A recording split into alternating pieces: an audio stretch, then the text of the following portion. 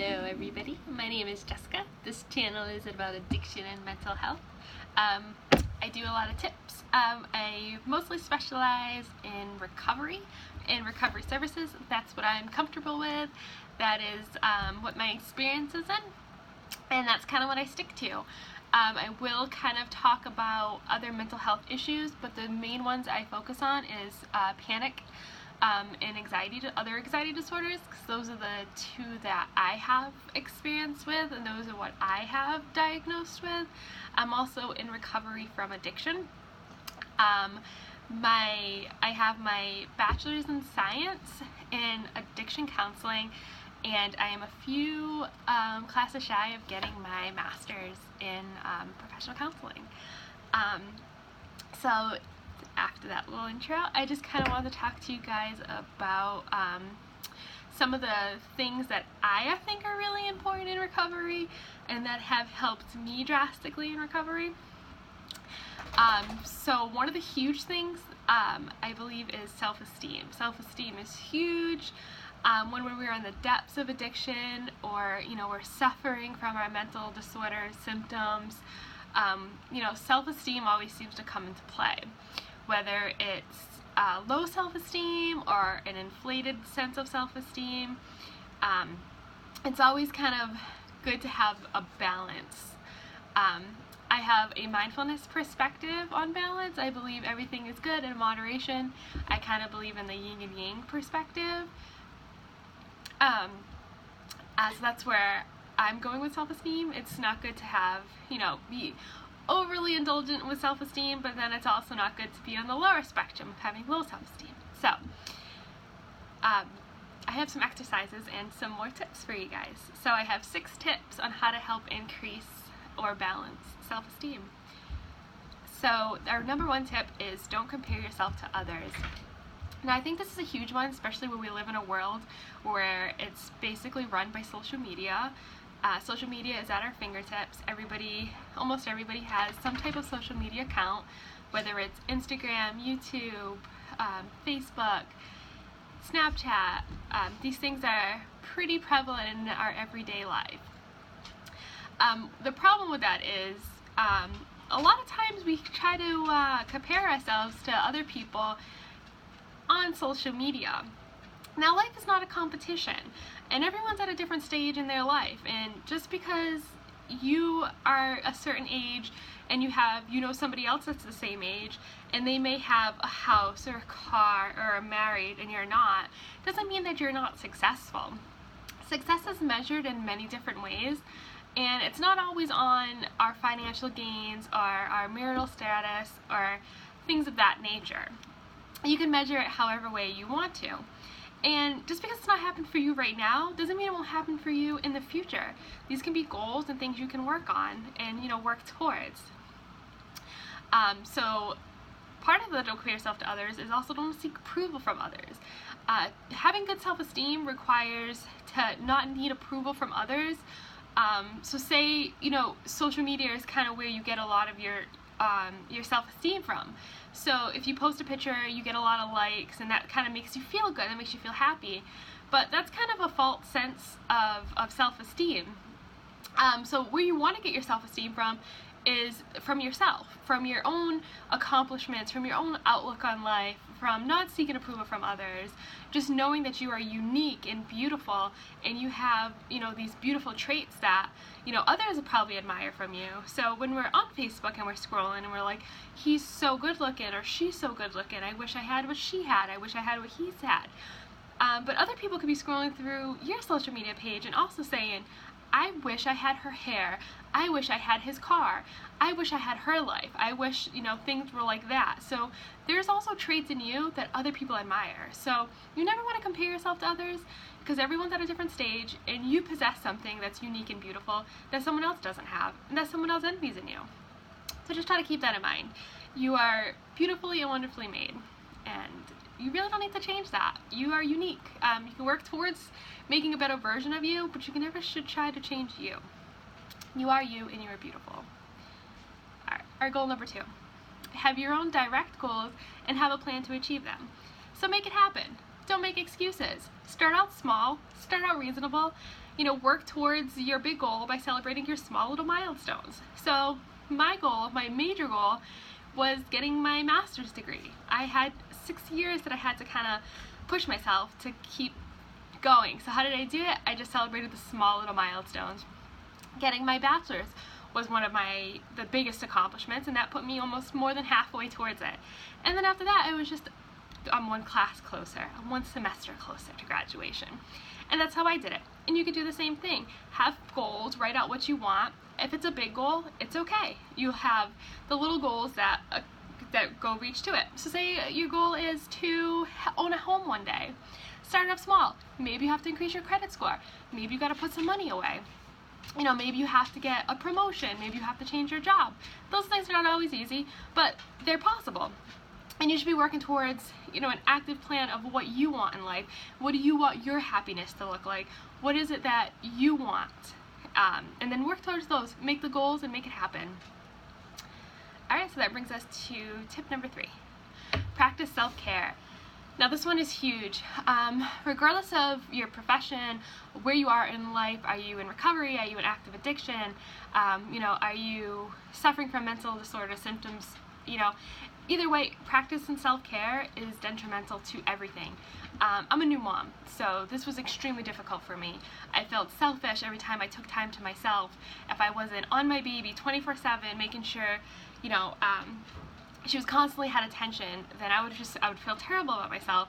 But then what I was doing, it was completely draining me. I was so exhausted. So you can't pour from an empty cup. You have to make sure you're taking care of yourself first. And self-care isn't always just taking a bath, or people think it's going shopping and these things. No, it's also going to the doctor, making sure you're healthy, making sure you get enough sleep at night, make sure you're exercising regularly, even if it's a walk, a couple times a week.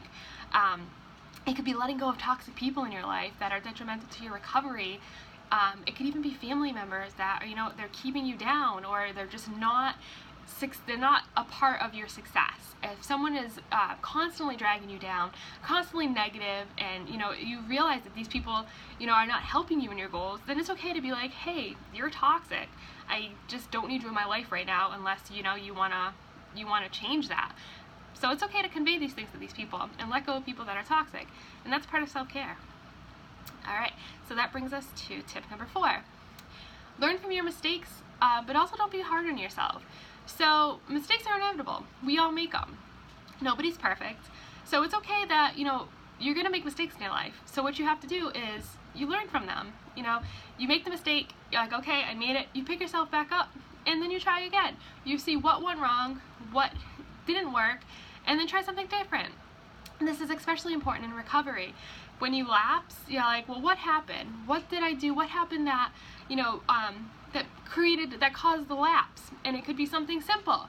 You were exposed to too many environmental triggers. You didn't get enough coping skills. You skipped some therapy sessions.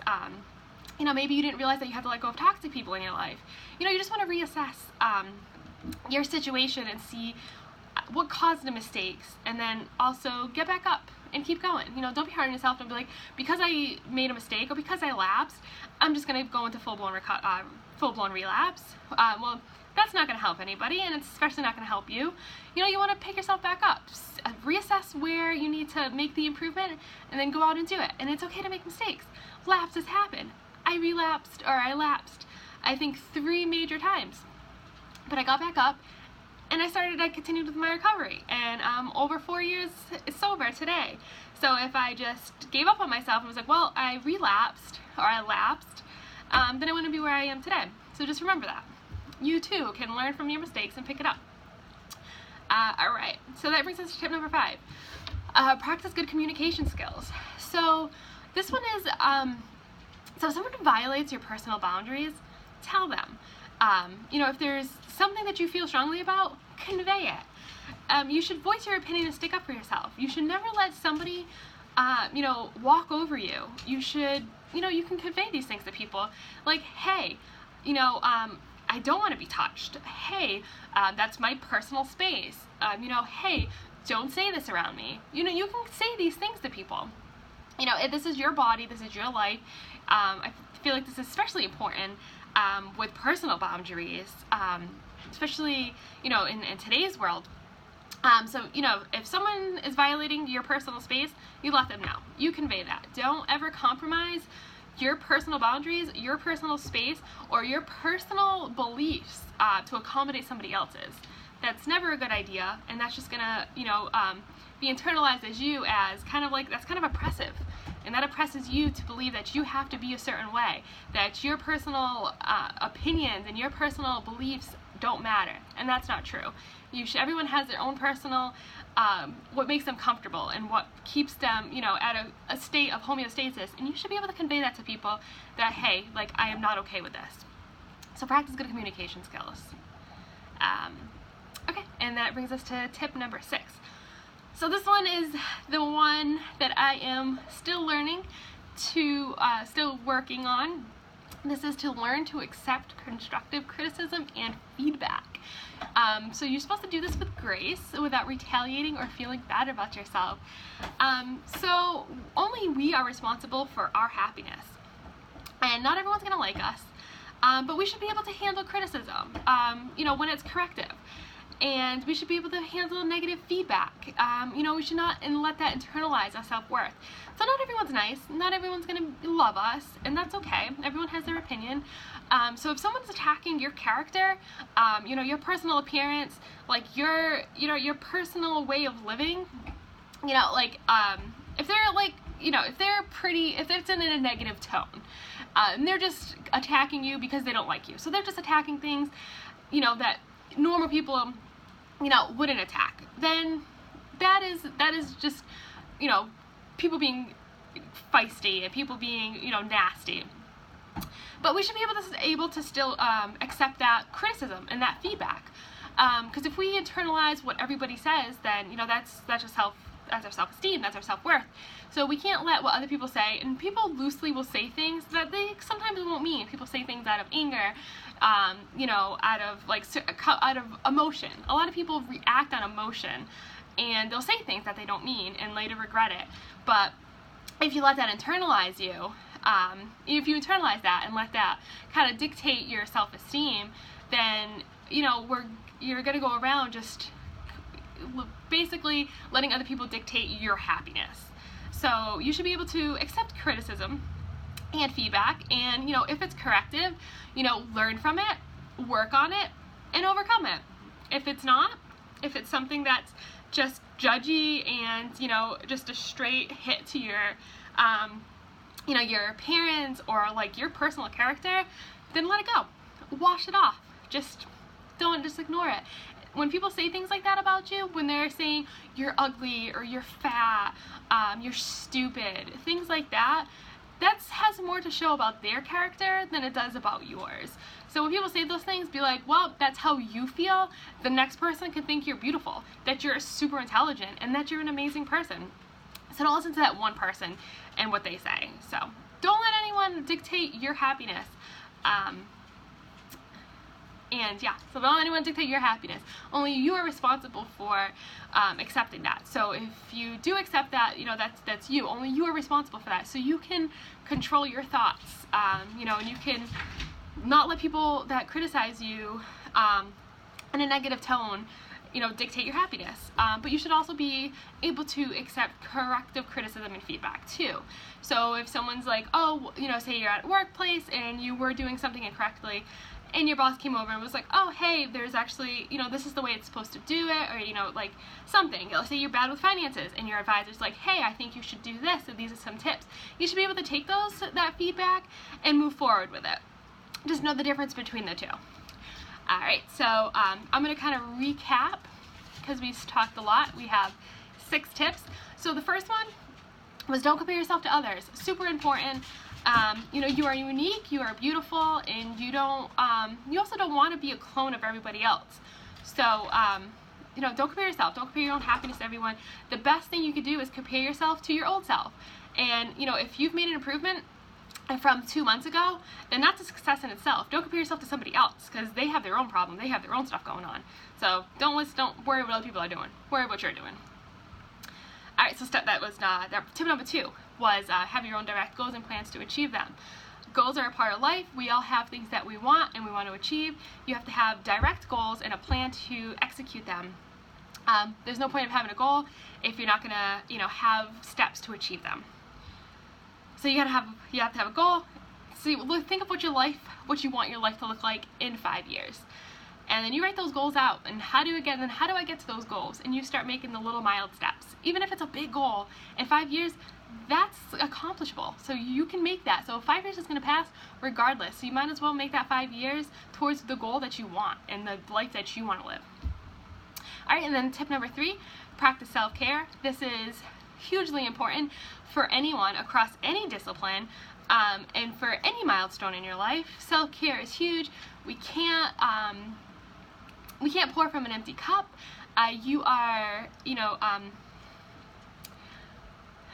worthy of taking care of yourself. It's okay to let go of toxic people. It's okay to enjoy time by yourself. It's okay to be selfish sometimes, especially in recovery. Sometimes we just have to do that. We have to get away from these people, and we have to do things that are enjoyable to us, for our own sanity, for our own relief, and to release stress. So these are good things to do.